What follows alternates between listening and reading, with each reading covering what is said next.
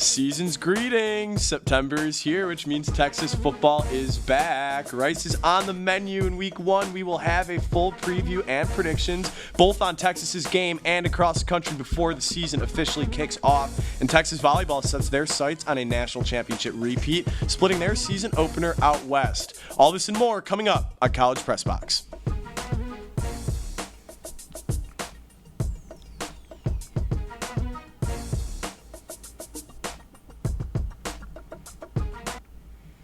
Good evening and welcome into College Press Box, the first one of the year, and we're so excited to have our fearless leader, the King of Los Angeles, Jason Kinander, with us. My name is Tommy Yarrish, excited to be hosting our first show of the year with you here on College Press Box. And Jason, it's always great to be back right here at the start of football season. Great to be back at the start of football season. Great to be back myself at TSTV. And before we get started, I just want to remind everybody that today's show is brought to you by Cap Metro, Austin's transit system. We connect you to work, school, play, and everywhere in between. Plan your ride to this weekend's game at capmetro.org. I'll be taking the Cap Metro with a lot of other people down at DKR Memorial Stadium this Saturday. Another guy who's going to be on that Cap Metro with me, TJ Krilowicz, our college football analyst, joining us next to talk the Longhorn season opener. And joining us now to chat the Longhorn season opener is our college football analyst, TJ Krilowicz. TJ, welcome to the show, man. How you doing? It's a pleasure to be here, Tommy. Let's talk some football. Absolutely. Been a while since we've done so. Texas opening up their season as 35-point favorites against Rice. Texas has not lost to the Owls since 1994, and barring probably the biggest upset in sports history, it's not going to happen again this Saturday. What are the keys to the game, TJ? Well, it's going to come down to having a consistent offensive attack and have it going early. I think the Texas offense, if it plays up to its potential, then this game should be over before the fourth quarter starts or even the third quarter. That's not a diss on Rice. There's just so much talent for this Texas offense, even without Bijan, that the Rice defense is going to struggle defending for a full 60 minutes. You have Georgia transfer A.D. Mitchell and incoming four-star recruit Jonte Cook added to the receiving corps that already includes Jordan Whittington and Xavier Worthy. Jonathan Brooks as well showed good signs throughout last season to show that he's capable of being a good running back. So Quinn Ewers will have a lot of options this Saturday against a team that gave up 58 points to Texas 2 years ago and struggled last year, giving up 34 points per game defensively. So that's why I say that if the offense takes Rice seriously and goes out there and works some long drives in the first quarter, the Rice will have a tough time keeping up with them. But with that being said, Rice does have an offense that can surprise some people. Quarterback JT Daniels, although isn't a household name, played for West Virginia last year, so he knows how to play against decent teams since he's been in the Big 12, and he also played at Georgia the previous 2 years as a backup. The receiving corps, much like Texas, has some dangerous options. Bradley Rosnier and Luke McCaffrey combined for over 1,500 yards and 16 touchdowns last year for the Owls. But again, Rice isn't used to pairing up against a defense like Texas. So, for this team to avoid an upset, I say play conservative on offense, get some long drives in, and get up early. Well, speaking of the offense, Steve Sarkisian entering his third year as head coach at Texas. And with that being said, a lot of pressure this year for him to win his first Big 12 championship. It's been a long time since Texas has won the conference title. And it's the last year that they can as they move to the SEC in 2024. Does Steve Sarkisian maybe find his way on the hot seat if those expectations aren't met this year? It's definitely a possibility, but I think it's highly unlikely if the Longhorns don't finish first in the Big 12 this year. This program has gone through 3 coaches in the last decade, and I think the Longhorns aren't looking to go onto the market once again to try to find their coach. And the truth is, Sarkisian is a player's coach and has been a fantastic recruiter since getting here. There's not a lot of coaches that have been as successful with NIL recruiting than Sark. Look at Arch Manning, for example. He has also been able to get one of the best recruiting classes for this year and start off well for the 2024 class throughout the summer with commits such as 5-star linebacker Colin Simmons. With that being said, if this season flops and you have another 7 or 8 win season in the Big 12, then how does Sark do in the SEC in 2024 and so on?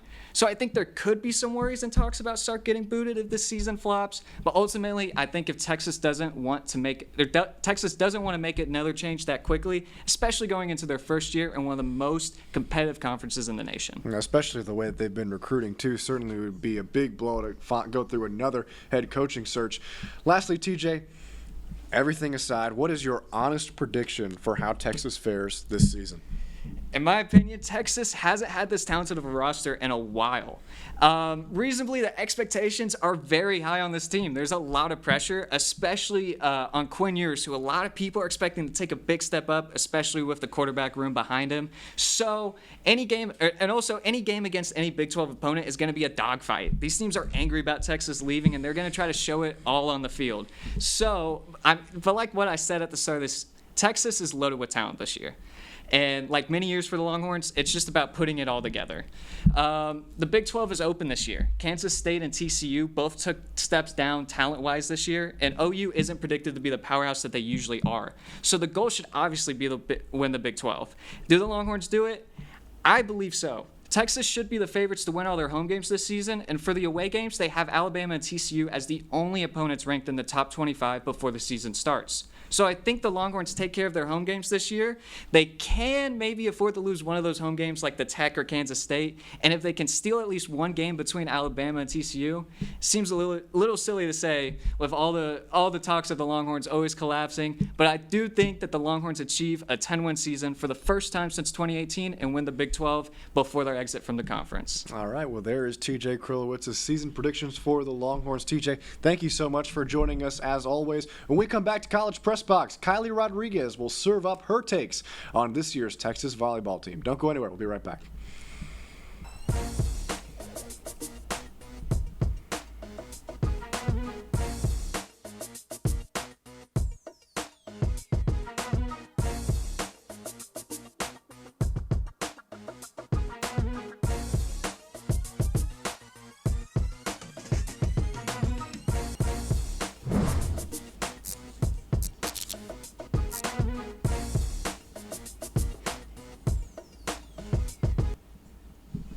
Welcome back to College Press Box. Texas Volleyball had a near-perfect 2022 season, spending the majority of the fall as a top-ranked team in the country before running the table in the NCAA tournament en route to a national championship. Well, now, Jarrett Elliott's team embarks on an attempt to repeat as champions with several familiar faces out and new faces in. Texas Volleyball ventured out west to Long Beach State and then Loyola Marymount to begin their repeat conquest. We'll run the highlights and see how it played out. And now joining us is our volleyball analyst, Kylie Rodriguez. Great to see you, Kylie. Nice to have you on. Thanks for having me. Always a pleasure. Okay, so Texas has played their first two games of the season, and they split them 1-1. What did they do well, and what can they improve upon? It was interesting to see how the Longhorns would play without their key players like outside hitter Logan Eggleston and libero Zoe Fleck and setter Sage Kaana Torres. And in their first game, they were missing those players. They had some serving and connection errors and got outswung by Long Beach. Also, Long Beach had the crowd on the side, which could have impacted some of the new players playing in their first college game in a away environment. This would make them lose the game. One positive thing is the next day they responded with a sweep against LMU. In this game, they had little to no connection errors and improved on their serving by getting 6 aces in the game. I think this team did well with coming back from deficits. Well, it's also important to mention that Asia O'Neal was absent with an ankle injury for both games. But I think this team has a lot to improve on, but I think it comes down to figuring out how to play together, which takes time since there are a number of new faces on the court, but they have a lot of new returning and new talent. I think after a few games, they can get into a rhythm and play great as a team. Completely agree, Kylie. I mean, watching that at first, seeing some of the new faces on the court, definitely a lot different than the national championship team last year. But which players, on that note, both among the returning team members and the incoming freshman class, should we keep an eye on for this upcoming season? On the freshman side, one player I think is setter, that will be the success for this team, is setter Ella Swindle, who was the number 8 recruit in the class of 2023. And the little she has played for Texas, let me tell you, she doesn't play like a freshman.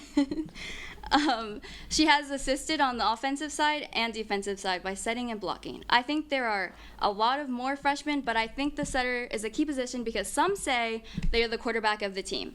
Another new player that has had a big impact at Texas is transfer Jenna Winez. She was the leading kill scorer during the LMU game and second at the Long Beach game. She also helped the defense side with blocking.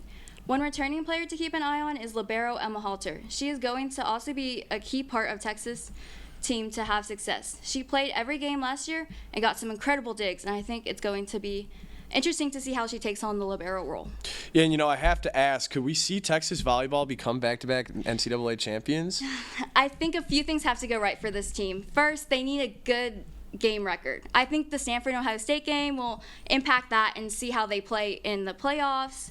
I think the Minnesota game will be another big road test since they're both top 10 teams, and the Gophers show out for their Gopher volleyball team. The fans show up for their Gopher volleyball team. I think another thing is they need to stay healthy. Even though they have depth and a lot of players, it's good to have all options open. If they can execute these two things, I think they have a good chance to make it far in the playoff season and even to the final. But it's a long season, so we will see what happens for this Texas volleyball team. We will see what happens indeed, Kylie. Thank you so much for joining us. When we return to College Press Box, Robert Gonsoulin will join the show to loop us in on the greater college football landscape. Stay with us. We'll be right back after this.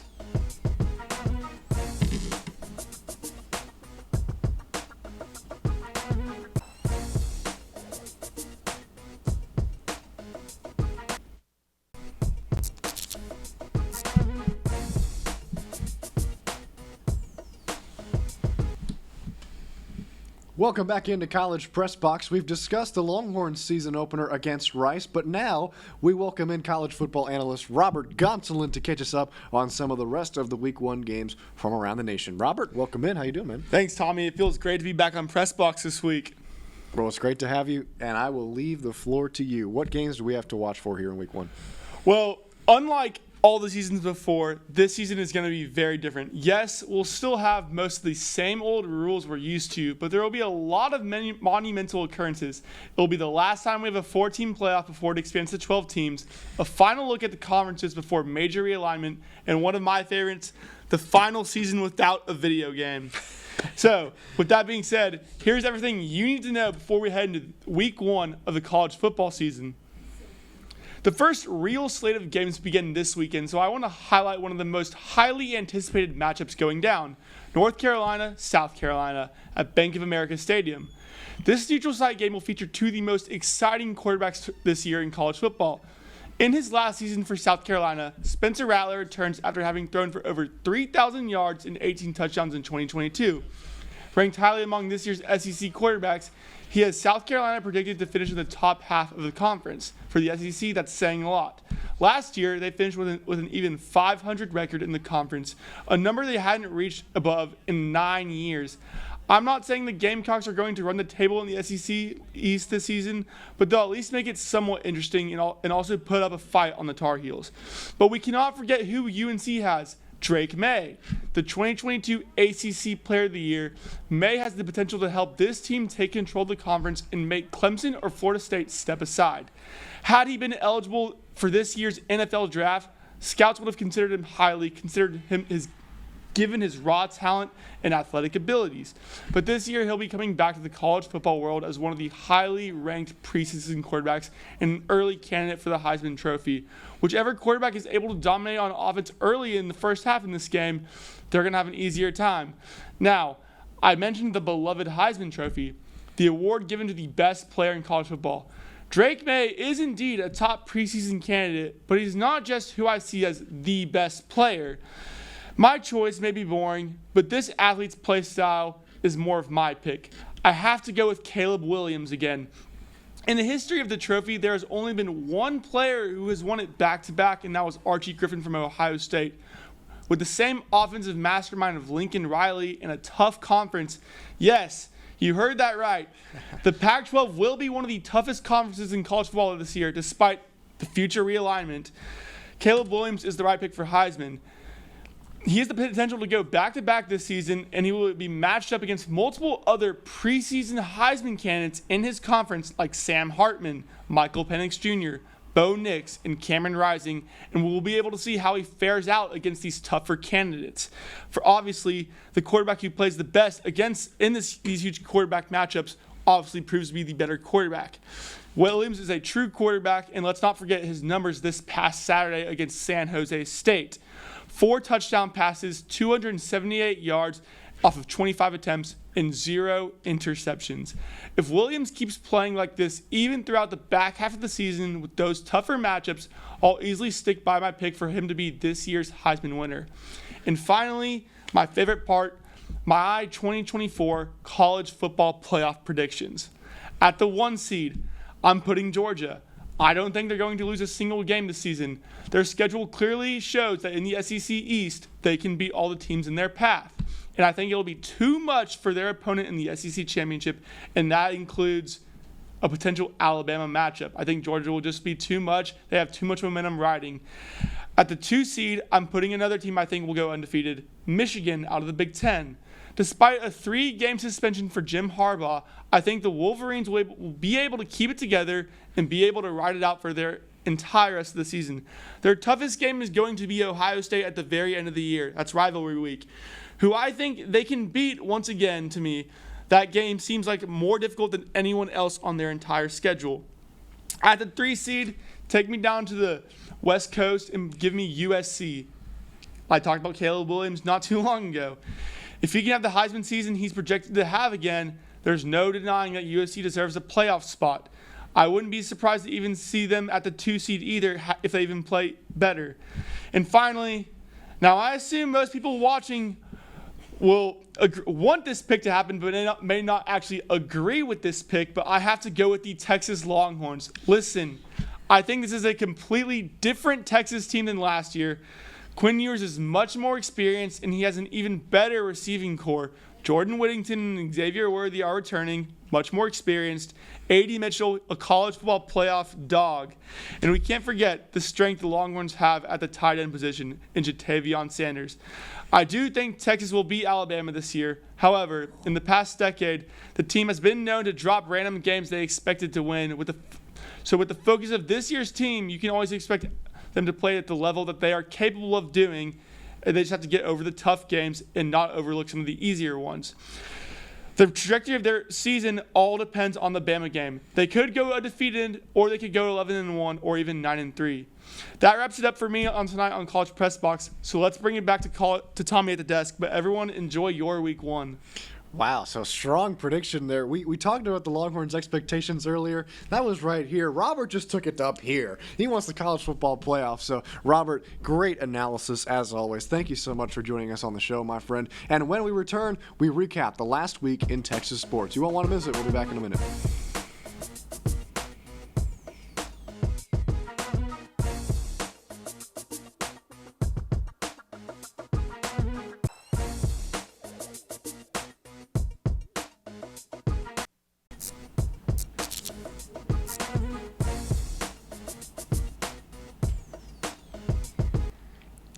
Welcome back into College Press Box. Let's take a look at some of the headlines regarding Longhorn athletes from the past week. Leading off with Elliot Spizzirri Sr. on the Texas tennis team. He reached the 3rd round of U.S. Open qualifying over the weekend before unfortunately being eliminated on Saturday. Now, even with the elimination, Spizzirri's performance is a very welcome sight for the Texas tennis team, who will begin play in the spring.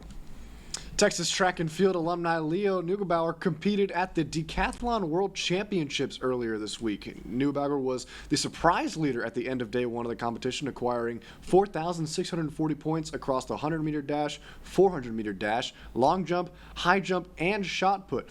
He ended up finishing 5th overall and represented his home country of Germany well.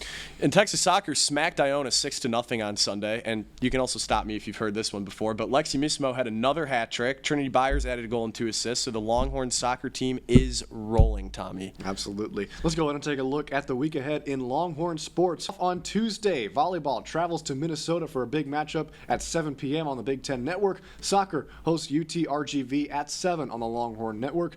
Saturday, football opens up the season against Rice at home with kickoff set for 2:30 on Fox, and volleyball closes out the week hosting number 2 Stanford on Sunday at 11:30 on ESPN2.